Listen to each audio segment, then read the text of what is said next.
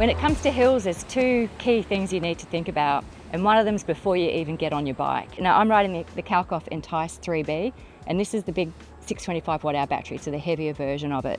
When it comes to hills, you really need to be prepared for them. Making sure your seat height is at a reasonably high level. Don't have to be too technical with your seat height, but high enough that you're going to maximise the power of your motor, because remember, it's giving you a percentage of what you're putting in. So if you're riding in turbo, which I'm going to be, you really want to get the most power out of that motor. I've got a really steep climb ahead of me. First thing I do is I bump it up into turbo, which I'm going to need for this hill, and I set my gears. As long as you're ready to start the climb, you've got a really good chance of getting up the climb. The way the Bosch motor works, and it's really, really clever, is that it's maximising your cycling. In turbo mode, I'm getting 340% extra on top of my own power.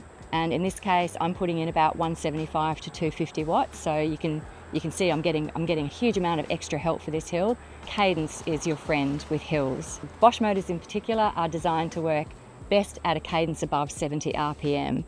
So you'll see when I'm climbing this hill, I've put it into a gear which I am pretty confident I'm going to make it to the top of the hill.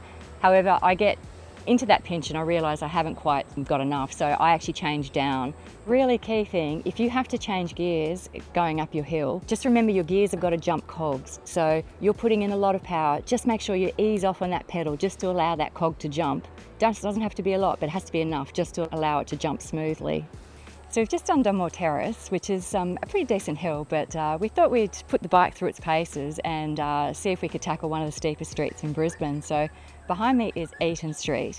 What I'm going to do differently to make it up this, because this is a pretty steep hill, it's 26%. I have raised my seat height, so I'm getting maximum power down for my climbing. You'll see when I do this, I'm going to be using my gears a lot more. I'll be getting down to some smaller gears.